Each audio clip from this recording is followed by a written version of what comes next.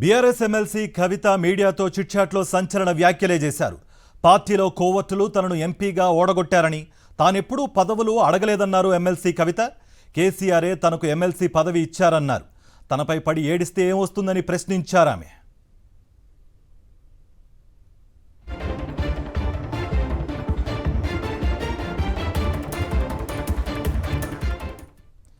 Arrest సమయంలో MLC పదవికి రాజీనామా చేస్తానంటే కేసీఆర్ వద్దన్నారని, పార్టీ చేయలేని పనులు జాగృతి తరపున తాను చేస్తున్నట్లుగా తెలిపారు. కేసీఆర్కు పార్టీ కోసమే లేఖ రాశామని, అవసరమైతే మరో 100 లేఖలు రాస్తామన్నారు ఎమ్మెల్సీ కవిత. బీజేపీని కట్టడి చేయకుండా బీఆర్ఎస్ని బీజేపీలో కలిపే ప్రయత్నం చేస్తున్నారని, కేవలం ట్వీట్లు పెడితే సరిపోతుందా అని ప్రశ్నించారు ఎమ్మెల్సీ కల్వకుంట్ల కవిత.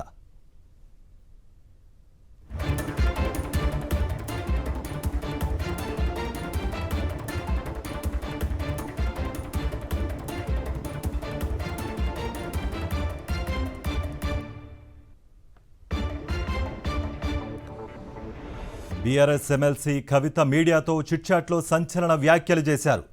పార్టీలో కోవర్టులు తనను ఎంపీగా ఓడగొట్టారని, తానెప్పుడూ పదవులు అడగలేదన్నారు ఎమ్మెల్సీ కవిత. కేసీఆరే తనకు ఎమ్మెల్సీ పదవి ఇచ్చారన్నారు. తనపై పడి ఏడిస్తే ఏమొస్తుందని ప్రశ్నించారామె. అరెస్టు సమయంలో ఎమ్మెల్సీ పదవికి రాజీనామా చేస్తానంటే కేసీఆర్ వద్దన్నారని, పార్టీ చేయలేని పనులు జాగృతి తరపున తాను చేస్తున్నట్టు తెలిపారు. కేసీఆర్కు పార్టీ కోసమే లేఖ రాశామని, అవసరమైతే మరో 100 లేఖలు రాస్తామన్నారు ఎమ్మెల్సీ కవిత. బీజేపీని కట్టడి చేయకుండా బీఆర్ఎస్ని బీజేపీలో కలిపే ప్రయత్నం చేస్తున్నారని, కేవలం ట్వీట్లు పెడితే సరిపోతుందా అని ప్రశ్నించారు ఎమ్మెల్సీ కవిత.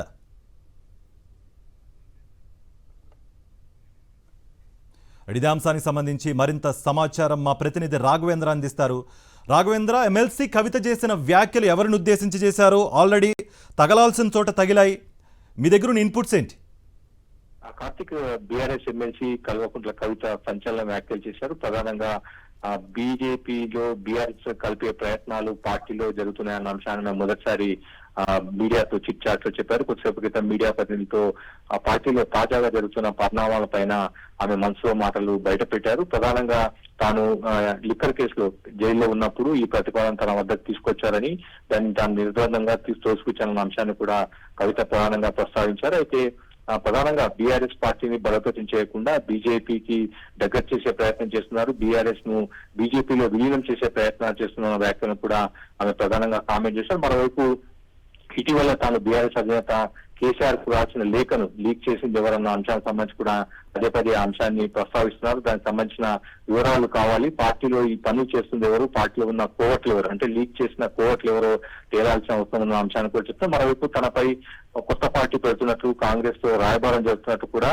తప్పుడు ప్రచారం చేస్తున్నారు. అది బీఆర్ఎస్ పార్టీలో ఉన్న కేసీఆర్ చుట్టూ ఉన్న వాళ్ళే కొంతమంది చేస్తున్న అంశాన్ని కూడా ప్రధానంగా కవిత ప్రస్తావించిన పరిస్థితి. మొత్తం మీద మాత్రం బీఆర్ఎస్ పార్టీలో కవిత ప్రస్తుతానికి కొనసాగే అవకాశం ఉందా లేదా అన్న అంశానికి సంబంధించి ఇప్పుడిప్పుడే స్పష్టం వస్తున్నట్టు కనిపిస్తుంది. పార్టీకి కవిత దూరంగా జరుగుతున్నట్టుగా కనిపిస్తుంది. పార్టీ నుంచి బయటకు వచ్చి తెలంగాణ జాగృతి ద్వారా సొంత పార్టీ గాని సొంత ప్రయత్నాలు మొదలు పెట్టే అవకాశం ఉన్నట్టుగా మనకు స్పష్టం అవుతుంది. మొత్తం మీద మాత్రం కవిత చేసిన వ్యాఖ్యలు బీఆర్ఎస్ పార్టీతో పాటు రాజకీయాల్లో కొంత కలకలం సృష్టించేలా ఉన్నాయి. ప్రధానంగా బీఆర్ఎస్ పార్టీని బీజేపీలో విలీనం చేసే అంశానికి సంబంధించి కవిత కామెంట్స్ కొంచెం సంచలనం కాబోతుంది. అసలు ఈ అంశానికి సంబంధించి ఏం జరగబోతుందో దానికి సంబంధించి బీఆర్ఎస్ పార్టీ వర్గాలు కానీ బీఆర్ఎస్ పార్టీ నేతలు ఏమైనా మాట్లాడతారా లేదన్నది కూడా మనం చూడాల్సి ఉంటుంది. కార్తీక్.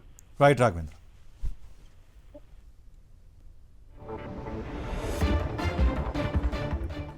బీఆర్ఎస్ ఎమ్మెల్సీ కవిత మీడియాతో చిట్చాట్లో సంచలన వ్యాఖ్యలు చేశారు.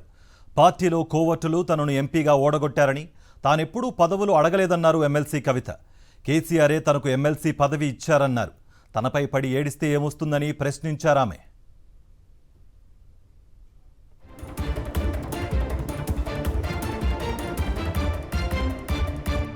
అరెస్టు సమయంలో ఎమ్మెల్సీ పదవికి రాజీనామా చేస్తానంటే కేసీఆర్ వద్దన్నారని, పార్టీ చేయలేని పనులు జాగృతి తరపున తాను చేస్తున్నట్టుగా తెలిపారామె. కేసీఆర్కు పార్టీ కోసమే లేఖ రాశామని, అవసరమైతే మరో 100 లేఖలు రాస్తామన్నారు ఎమ్మెల్సీ. బీజేపీని కట్టడి చేయకుండా బీఆర్ఎస్ని బీజేపీలో కలిపే ప్రయత్నం చేస్తున్నారని, కేవలం ట్వీట్లు పెడితే సరిపోతుందా అని ప్రశ్నించారు ఎమ్మెల్సీ కవిత.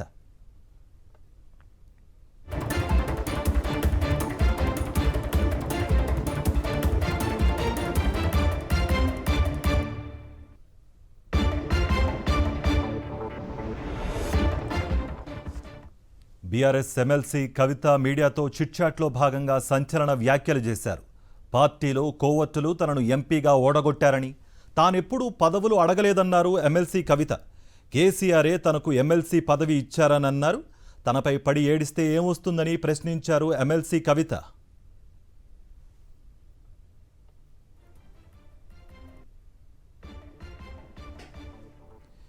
అరెస్టు సమయంలో ఎమ్మెల్సీ పదవికి రాజీనామా చేస్తానంటే కేసీఆరే వద్దన్నారని, పార్టీ చేయలేని పనులు జాగృతి తరపున తాను చేస్తున్నట్టుగా తెలిపారు.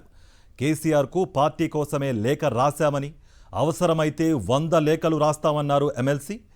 బీజేపీని కట్టడి చేయకుండా బీఆర్ఎస్ని బీజేపీలో కలిపే ప్రయత్నం చేస్తున్నారని, కేవలం ట్వీట్లు పెడితే సరిపోతుందా అని ప్రశ్నించారు ఎమ్మెల్సీ కల్వకుంట్ల కవిత.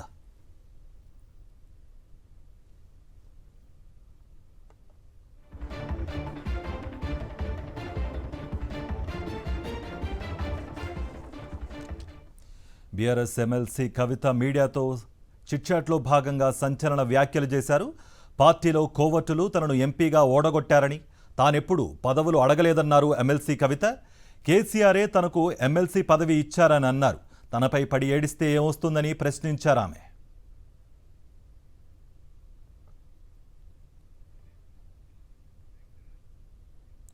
ఇదే అంశానికి సంబంధించి మరింత సమాచారం మా ప్రతినిధి దిలీప్ అందిస్తారు. దిలీప్, ఎలా చూడాలి? సొంత పార్టీలోని నేతలే నాకు అగెనిస్ట్గా, కోవట్లుగా, మరి ఎగెనిస్ట్గా ఈ ప్రచారం చేస్తున్నారు అన్నట్టుగా ఒక వర్షన్ వినిపిస్తోంది. అంతేకాకుండా ఇటు ప్రతిపక్షాల నుంచి కూడా ఈ వార్తలు ప్రచారం చేస్తున్నారు. ఒక ప్రముఖ మీడియా ఛానల్ ఇదంతా చేస్తోంది, ఈ ప్రాపగాండా అన్నట్టుగా కూడా ఎమ్మెల్సీ కవిత ఆరోపణలు చేస్తున్నారు. మీ దగ్గర ఎటువంటి సమాచారం ఉంది? ఇన్పుట్స్ ఏంటి?